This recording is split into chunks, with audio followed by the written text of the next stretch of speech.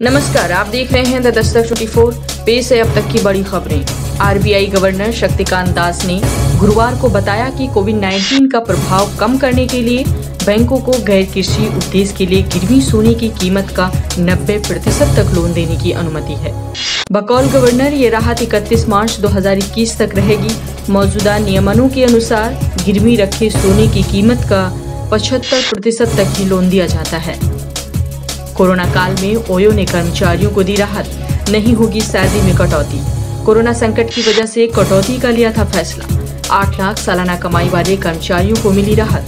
OYO के एक प्रवक्ता ने कहा कि 8 लाख रुपए तक की वार्षिक आय वाले कर्मचारियों की वेतन कटौती 1 अगस्त से वापस ली जा रही है। बाकी कर्मचारियों की वेतन कटौती भी अक्टूबर 2020 से चरणबद्ध तरीके से वापस ली जाएगी। रिलायंस बना दुनिया का दूसरा सबसे बड़ा ब्रांड, अब एप्पल के ताज पर भी खतरा। दरअसल रिलायंस इंडस्ट्रीज को फ्यूचर ब्रांड सूचकांक 2020 में दूसरा स्थान मिला है। रिलायंस इंडस्ट्रीज ने ये सफलता ऐसे समय में हासिल की है जब कंपनी का मार्केट कैप 14 लाख करोड़ के पार पहुंच गया है और कंपनी कर्ज मुक्त हो चुकी है। मध्य प्रदेश के 20 जिलों में भारी बारिश की चेतावनी, आकाशीय बिजली गिरने की भी आशंका। भारत मौसम केंद्र भोपाल के वरिष्ठ अधिकारी अजय शुक्ला ने बताया कि प्रदेश के 20 जिले इस बारिश से प्रभावित हो सकते हैं। उन्होंने कहा कि मध्य प्रदेश में इस मानसून में अब तक 13% कम बारिश हुई है। झारखंड के सरकारी स्कूलों में 8वीं के छात्र छात्राओं को मिलेगी साइकिल के लिए राशि। शैक्षणिक सत्र 2020-21 के लिए प्रति छात्र छात्रा साइकिल के लिए डीबीटी के जरिए 3500 रुपए दिए जाएंगे। इसके लिए झारखंड शिक्षा परियोजना परिषद ने सभी जिलों से 8वीं में पढ़ने वाले सामान्य वर्ग के छात्र छात्राओं की संख्या की मांग की है। गाय का शव उठाने से इनकार करने पर दलित मां बेटी को पीटने का आरोप। मामला गुजरात के गांधीनगर जिले की मानसा तालुका के एक गांव का है। 55 वर्षीय महिला का कहना है कि आरोपी ने उनके घर में घुसकर जाति सूचक गालियां दी और फिर उनके और उनके बेटे के साथ मारपीट की गई। बस गाय उठाने को किया था मना। उत्तर बिहार में बाढ़ का कहर बरकरार, फिर 2 बांध टूटे, डूबने से 4 मरे। उत्तर बिहार में गुरुवार को बारिश और कड़ी धूप के बीच नदियों के जलस्तर में उतार चढ़ाव जारी रहा। बाढ़ के पानी से दर्जनों गांव घिरे रहे। समस्तीपुर और दरभंगा में फिर 2 बांध टूट गए।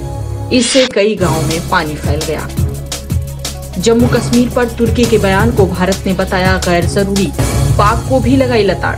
तुर्की सरकार ने कहा था कि जम्मू कश्मीर से अनुच्छेद 370 को हटाने का क्षेत्र में शांति स्थापित करने में कोई योगदान नहीं है। विदेश मंत्रालय के प्रवक्ता अनुराग श्रीवास्तव ने कहा, ये तथ्यात्मक रूप से गलत, भेदभावपूर्ण और गैर जरूरी है।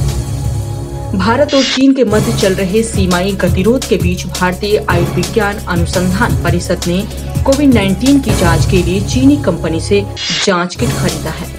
खास बात यह है कि भारत सरकार की ओर से इस जांच किट के लिए ऑर्डर प्राप्त करने वालों की सूची में चीनी कंपनी एकमात्र विदेशी कंपनी है। द वायर द्वारा सूचना का अधिकार कानून 2005 के तहत प्राप्त किए गए दस्तावेजों से ये जानकारी सामने आई है। जर्मनी में कोरोना का कहर जारी, टेस्टिंग को लेकर बढ़ी सख्ती। दूसरे देशों से यात्रा करके लौट रहे लोगों के लिए शनिवार से कोविड-19 टेस्ट करवाना अनिवार्य हो गया है। सरकार ने देश में बढ़ रहे कोरोना के संक्रमण को देखते हुए ये ऐलान किया है। आज की 10 बड़ी खबरों में इतना ही। अन्य खबरों के लिए बने रहें द दस्तक 24 के साथ।